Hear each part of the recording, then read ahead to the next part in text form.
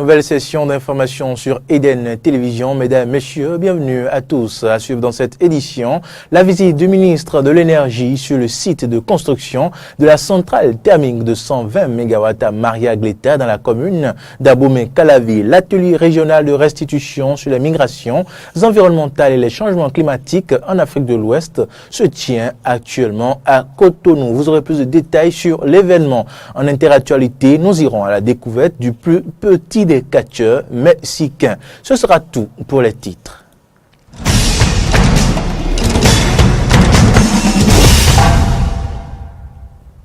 Bienvenue si vous venez de nous rejoindre. Le ministre de l'Énergie, de l'Eau et des Mines était dans la journée de ce jeudi 27 septembre 2018 sur le site de construction de la centrale thermique de 120 MW à Maria-Gleta dans la commune d'Abomey-Calavi. Il était accompagné pour la circonstance du préfet de l'Atlantique, du directeur de la Société béninoise d'énergie électrique, des autorités de la ville d'Abomey-Calavi. Cette visite a pour objectif principal de faire le constat du niveau d'avancement des travaux. Le point, c'est bien sûr avec Cano, François Rongbeli et Fiacre Voitan.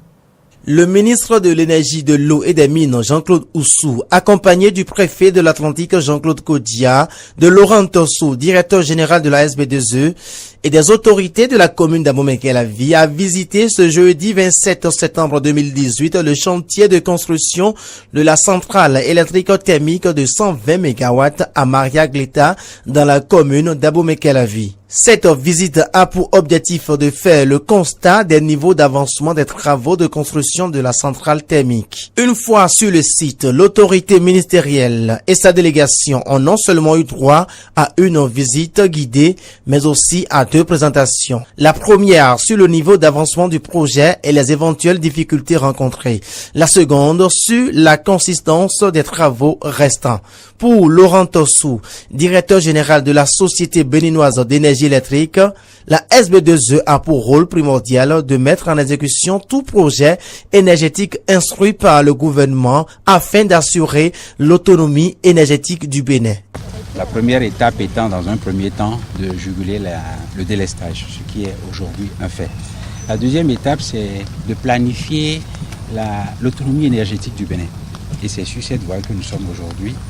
La centrale 120 MW dès l'année prochaine sera opérationnelle avec des caractéristiques techniques qui vont favoriser un coût de production très très compétitif pour la SPE. Et donc je voudrais simplement remercier le gouvernement pour son appui quotidien. Notre rôle en tant que SPE, c'est de mettre en exécution tous les projets qui sont instruits par le gouvernement, de les suivre et d'être sûr qu'ils se réalisent dans de très bonnes conditions suivant les caractéristiques initialement définies. Animé par des sentiments de satisfaction, Jean-Claude Kodia reconnaît la bravoure du président de la République et le leadership du ministre de l'Énergie, de l'Eau et des Mines. La fierté de savoir que dans quelques mois, de cette petite localité d'Abomey-Calavi et donc du département de l'Atlantique, nous allons chasser complètement l'obscurité du Bénin. Je voudrais saluer la maestra du chef de l'État et le leadership du ministre de l'Énergie. Je crois que vous avez compris que nous avons fini enfin de gérer le Bénin à la petite semaine et que maintenant c'est de la méthode, c'est une bonne organisation et patiemment nous allons vers une grande nation. Je suis fier et je voudrais dire aux populations, vraiment encore un peu de patience. Au thème de la visite, le ministre, quant à lui, affirme que la qualité est au rendez-vous. Compte tenu des exigences du président de la République, donc du gouvernement, la qualité est au rendez-vous. Le respect du planning est plus qu'au rendez-vous, puisqu'il y a des chances que nous finissions même avant les délais prévus. Et troisièmement, et ce qui tient vraiment particulièrement au chef de l'État, c'est l'impact sur l'environnement, l'impact socio-économique de cette infrastructure majeure pour notre pays. Et là, je crois que je peux être que satisfait, puisque les exigences dans ce domaine ont été également prises en compte, puisque plus de 1000 Béninois sont sur ce chantier. Plus de 92% des gens qui sont sur ce chantier sont des Béninois. Les entreprises sont béninoises. Et là, je crois que c'est une réussite totale qu'il faut montrer dont il faut parler et qu'il faut accompagner. Un constat positif à mettre à l'actif des entreprises exécutant le projet. Les jours à venir définiront donc si le Bénin sera énergétiquement indépendant. Le président de la Haute Autorité de l'Audiovisuel et de la Communication, AC, Adam Bonitessi, a procédé ce jeudi 27 septembre 2018 dans la salle de conférence de l'institution à la cérémonie d'ouverture de la deuxième session ordinaire de l'année 2018. Plusieurs chantiers ont été annoncés par le président de l'institution, Aristide Setni et Damien Pedro, pour le compte rendu. Les cadres de la Haute Autorité de l'Audiovisuel et de la Communication AC et les associations de la presse ont répondu présents ce 27 septembre 2018 à l'invitation des conseillers de la AC pour les travaux de la deuxième session ordinaire de l'institution pour le compte de l'année 2018. Dans son discours d'ouverture, Adam Bonitessi, président de l'institution, a fait le point des activités menées et des rencontres effectuées au cours de la session écoulée. On connaîtra enfin tous les médias en ligne autorisés, de même que l'effectivité du démarrage de l'activité du Fonds de développement de la presse. En rapport avec le comité de pilotage de la télévision numérique, le premier bouquet sera proclamé. Ce dossier nous tient tous à cœur et les installations techniques sont achevées. Il ne reste en fait que le retard de certaines chaînes de télévision dans la communication de certains éléments de leur production et émissions envisagées. Mais l'intercession n'a pas occulté les autres attributions de la HAC. En plus, au cours de cette intercession, les obligations de la HAC à l'international ont consisté en la participation de notre institution à plusieurs colloques dans divers pays de la sous-région. Le président de la HAC a par ailleurs annoncé les activités à mener au cours de cette deuxième session ordinaire pour le compte de l'année 2018. Elle aura à connaître d'un dossier important: la préparation de la campagne médiatique pour les élections législatives de 2019. Nous aurons à visiter les tests précédents, notamment ceux conçus pour la campagne 2016, intégrer de nouvelles données comme les médias en ligne et la publicité, gérer un budget que nous espérons convenir à nos attentes et envisager de nouvelles formes de médiatisation d'un événement d'une telle importance. Il faut rappeler que ce bureau actuel de la HAC est à son avant-dernière session ordinaire. Le procureur de la République près le tribunal d'Abomey-Calavi était ce mercredi face à la presse. Ces sorties visent à informer l'opinion sur l'état de la lutte menée contre les promoteurs de formations sanitaires illégales installés sur le territoire de compétence du tribunal d'Abomey-Calavi. Au total, 391 formations sanitaires sont recensées dans les communes d'Abomey-Calavi et de Soava. Reportage. Cette lutte vise les promoteurs des formations sanitaires privées qui ne justifie pas à la fois de l'autorisation d'exercice en clientèle privée et de l'autorisation d'ouverture. Dans le cadre de cette lutte, dans le ressort du tribunal d'Abomey-Calavi, nous avons suivi une démarche en 3 étapes. La première a consisté en une sorte de collecte de données.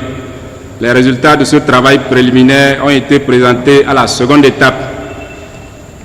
Seconde étape qui était en fait une phase de concertation entre le parquet, la direction départementale de la santé de l'Atlantique et les chefs d'unité, les OPJ, tous les commissaires officiants dans le ressort du tribunal d'Abomey-Calavi. Au total, on a recensé dans le ressort du tribunal d'Abomey-Calavi, c'est-à-dire à Calavi et Soava, 391 formations sanitaires privées, toutes catégories confondues. De ce total, seuls 180 sont autorisés. 98 n'ont aucune autorisation et fonctionnent dans l'illégalité absolue. 65 formations sanitaires disposent d'une autorisation d'ouverture uniquement. 43 justifient seulement d'autorisation d'exercice en clientèle privée. Enfin, 5 ont leur procédure en cours. Les instructions ont été données pour la 3e phase, c'est-à-dire la phase de la répression. Et cette phase de répression a démarré depuis lundi dernier. C'est la phase de répression. Elle va consister à l'ouverture d'enquêtes contre les promoteurs et à la poursuite de ceux qui exerceront en marge de la législation, et ce, dans le respect des textes de la République.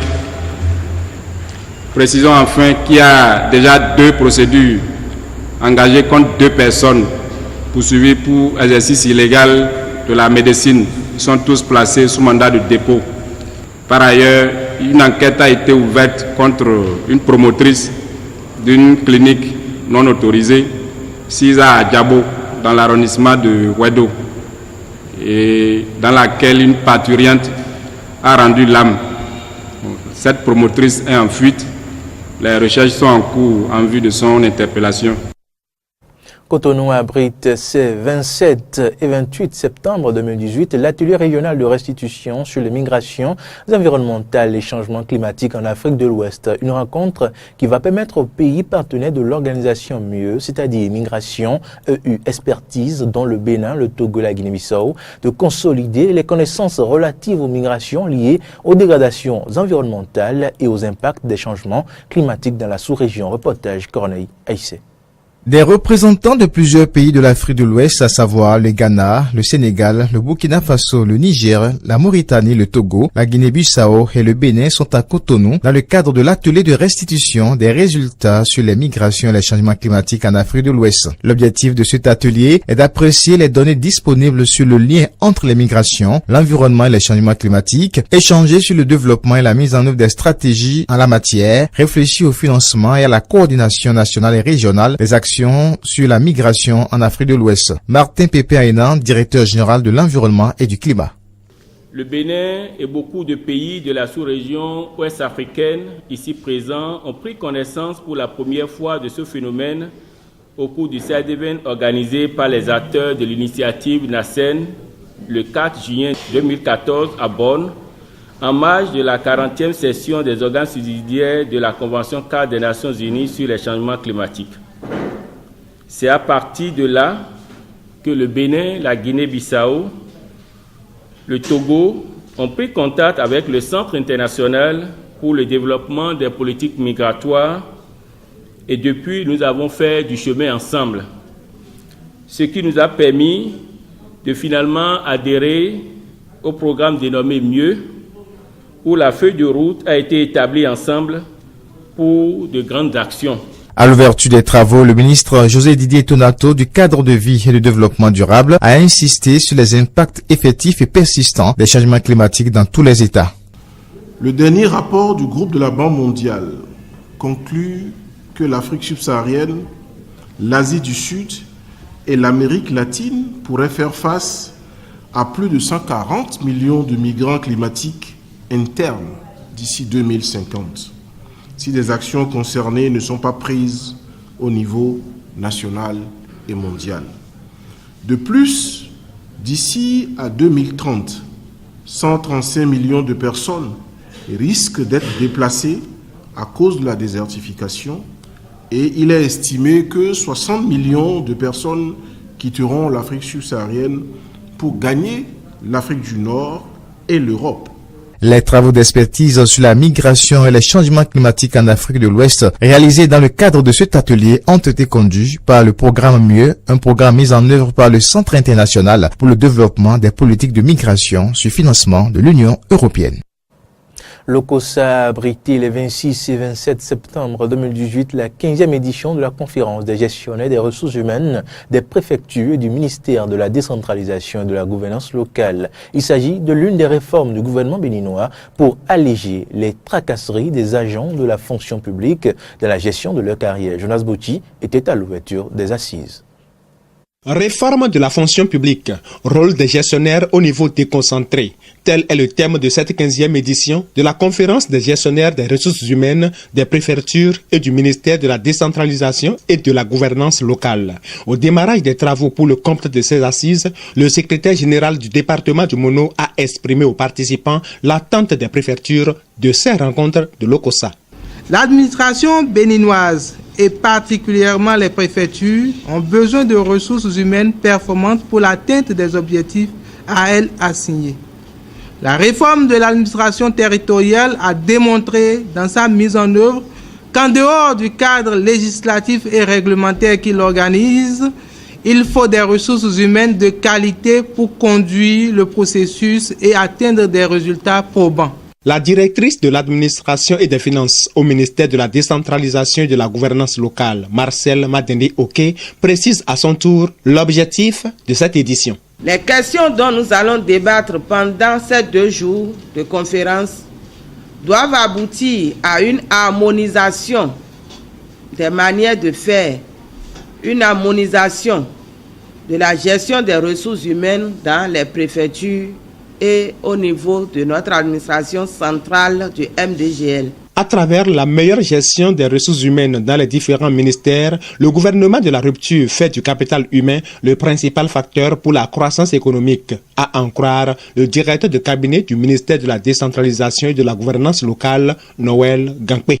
La politique de développement engagée par le gouvernement du président Patrice Talon prône la valorisation du capital humain comme facteur essentiel d'impulsion de la croissance économique et du développement de l'administration publique.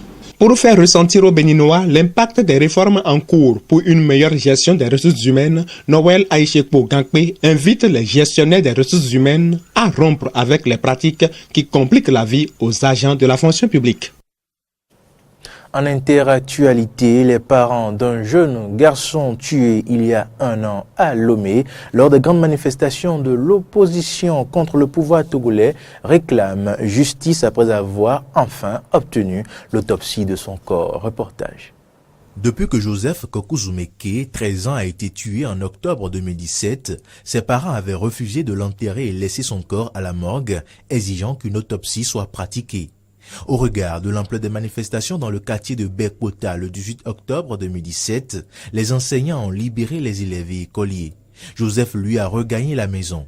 Aussitôt, il s'est déshabillé et est ressorti pour aller acheter des condiments à sa mère. Il n'est plus jamais revenu, raconte son père. Il a été mortellement atteint par des balles et conduit sans vie dans un centre de santé où il a finalement été retrouvé. Le père du garçon a affirmé avoir d'abord porté plainte contre INS et exigé l'autopsie du corps de l'enfant avant de saisir le procureur de la République afin qu'il ouvre une enquête. Après plusieurs mois de tractation, le médecin légiste commis par le procureur a rendu son rapport d'autopsie le 13 juillet dernier. D'après ce rapport, le corps de l'enfant présente des lésions d'une mort violente par arme à feu. Amnesty, qui a soutenu les parents de la victime dans cette procédure, a invité les autorités à s'engager à combattre l'impunité au Togo. Le soulagement a été le jour où la famille a pu avoir le résultat de l'autopsie. Nous ne pouvons pas dire que c'est la fin du processus, c'est le début d'un engagement vers la justice. Dans ces 2 parties qui sont l'opposition, le pouvoir, il y a une 3e partie qui pour moi ne me semble pas être seulement la société civile, mais c'est le peuple, dont les victimes en premier lieu. Le cas de Joseph Zoumeke en est un. On en a ailleurs, à Bafilo, à Mango, à Sokodé. Donc ce sont là pour nous des éléments qui doivent aider l'État à réellement combattre l'impunité au Togo. Le père de Joseph y tient. L'auteur de la mort de son fils doit payer le prix de son acte. Mais ce n'est pas fini, ce n'est pas terminé. Justice doit être rendue car je dois connaître celui qui a tiré sur mon enfant. Une quinzaine de morts ont été dénombrés lors des manifestations qui ont rassemblé l'an dernier des dizaines de milliers de personnes à la paix de l'opposition durant des mois de confrontation avec le pouvoir. Ils demandaient la démission du président Faure Gnassingbé au pouvoir depuis 2005 après la mort de son père qui avait lui-même dirigé le Togo pendant 38 ans. Des muscles, de la puissance, de l'audace et seulement 90 cm de hauteur, c'est Microman, le plus petit des catcheurs mexicains. À 19 ans, il est la nouvelle star au Mexique de ce mélange de sport et de spectacle de cirque, véritable catharsis collective pour les fans. Je ne m'attendais pas à être accueilli comme ça dès mon premier jour, à être soutenu autant sans être connu. Je crois que ça a été le plus beau moment dans ma carrière de catcheur. Il arrive que certaines personnes nous discriminent, mais quand j'étais enfant, mon père m'a conseillé, il m'a aidé pour que je ne fasse pas attention aux commentaires. Je fais ma vie, j'entends les commentaires, je ne les prends pas en compte et je poursuis une vie normale. escucho un comentario o algo, no le tomo en cuenta y sigo mi vida normal. El tamaño y que hay veces que no se pueden Parfois, subir ni al quand ring ils y ne la peuvent gente même les pas monter sur le causa ring, gracia, les gens trouvent ça drôle. Ils les sont causa surpris asombro quand, cuando en dépit de leur a taille, pesar de su ils arrivent tamaño à faire pueden les hacer choses cosas comme igual les que los grands grandes, et hasta même mejor mieux que qu'eux. ellos. Malgré les limites qu'on pourrait leur prêter, ils sont tout à fait capables de combattre. Ils combattent bien et de façon très attirante pour le public. Pues sí, porque ahora ya los ven Ils les como voient ídolos. comme des idoles. Ya Ils no ne los les ven voient plus como comme des mascotas ni animaux ou des bufones. bouffons. Ahora ya Maintenant, los niños, les enfants mira mi disent ídolo y van y regarde los mon abrazan. idole. Et ils vont Hasta les se pelean, enlacer ¿no? Por et una se foto. battent même pour Pues une sí, photo. porque ahora ya los ven como ídolos. Ya no los ven como mascotas ni bufones. Ahora ya los... Eh bien, c'est la fin de cette édition. Merci pour votre attention. À bientôt.